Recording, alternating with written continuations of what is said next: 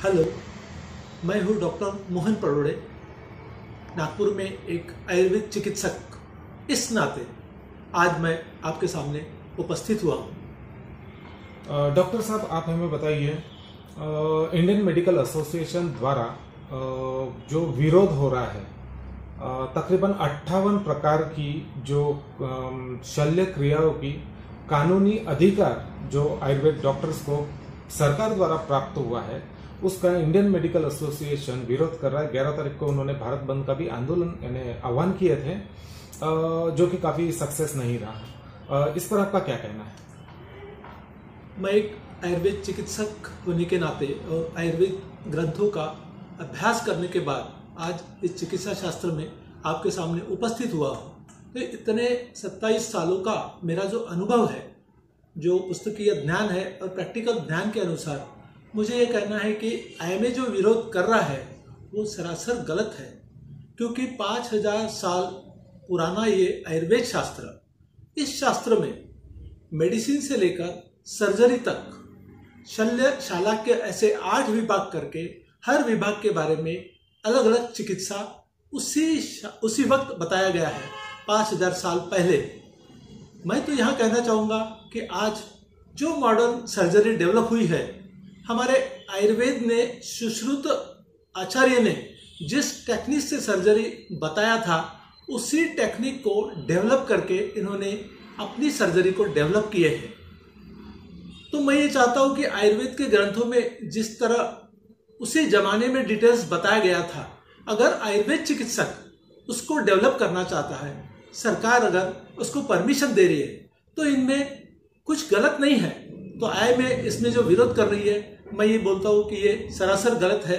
कोई अगर आगे बढ़ रहा है तो उसके पैर नहीं खींचना चाहिए, कोई अगर आगे बढ़ रहा है तो उसे आगे बढ़ने देना चाहिए। अपन खुद भी आगे बढ़ने की हमेशा कोशिश करते रहना चाहिए। तो सरकार ने जो आयुर्वेद के प्रति जो रुझान बताया है, जो चिकित्सा करने के लिए जो परमिशन दी है, वो बहुत ही सराहनीय है।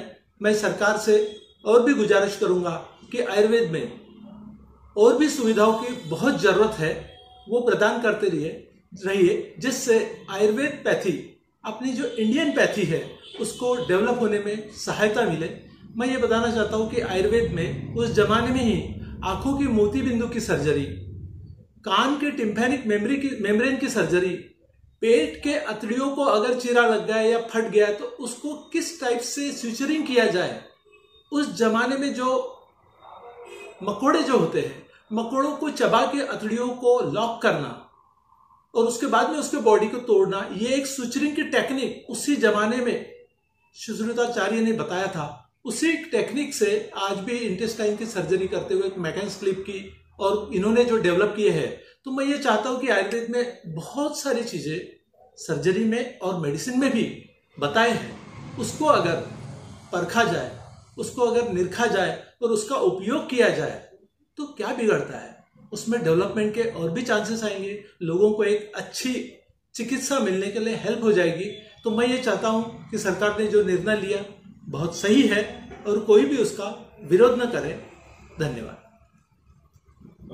जैसे कि डॉक्टर साहब, देखा गया है जब भी आयुर्वेद से रिलेटेड किसी भी तरह की परमिशन या आयुर्वेद से रिलेटेड किसी भी तरह की फैसिलिटी बढ़ाई जाती है, तब इंडियन मेडिकल एसोसिएशन उसका विरोध करता है। इस पर आप क्या कहना चाहिए? ये तो दो भाइयों में होने वाले झगड़े हैं। महाभारत से लेकर आज तक वही चलते आ रहा है, तो इसके बारे में आप सब जानते हैं। मुझे ये लगता है कि सभी डॉक्टरों ने, सभी चिकित्सकों ने मिलजुल के काम करना चाहिए। कहीं वाद विवाद करने में किसी का भी फायदा नहीं है। अगर मिलजुल के सब काम करते हैं तो आगे अपने देश के लिए प्रगति ही मिलेगी। मैं यहाँ बताना चाहता हूँ कि छोटे छोटे खेड़े गांव में आयुर्वेदिक डॉक्टर एक चिकित्सक के रूप में काम करते हैं और वहाँ ट्यूबेक्टॉमी जैसे ऑपरेशंस इजीली वो कर लेते हैं।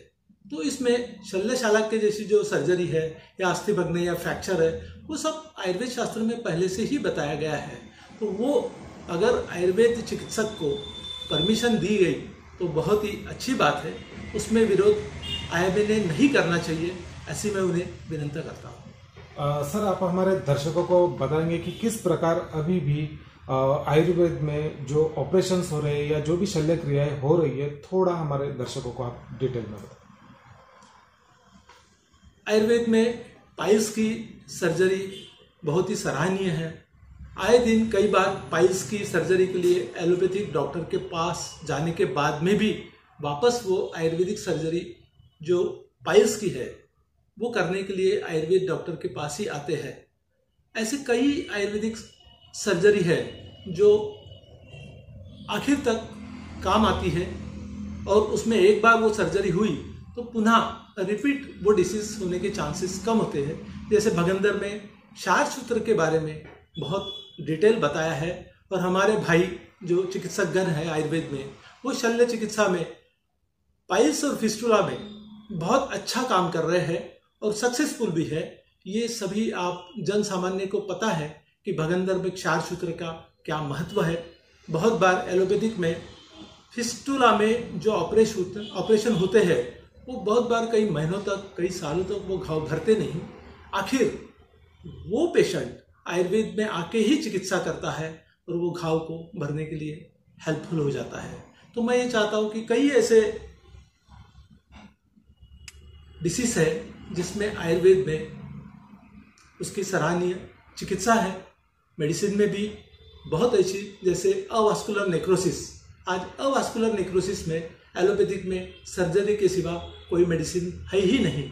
उन्होंने बताया कि only surgery is there, but मैं मेरे अनुभव से यह बताता हूँ कि आयुर्वेद में अवास्कुलर नेक्रोसिस में बहुत अच्छी दवाइयाँ है जिससे नेक्रोसिस रुक जाता है और आने वाला पेन और जो नेक्रोसिस बढ़ने वाला है वो रुक जाता है और कई सालों तक वो पेशेंट विदाउट दर्द वो सर्वाइव होते रहता है और बिना ऑपरेशन के अपनी लाइफ को जी सकता है, अपनी लाइफ को अच्छे से बिता सकता है।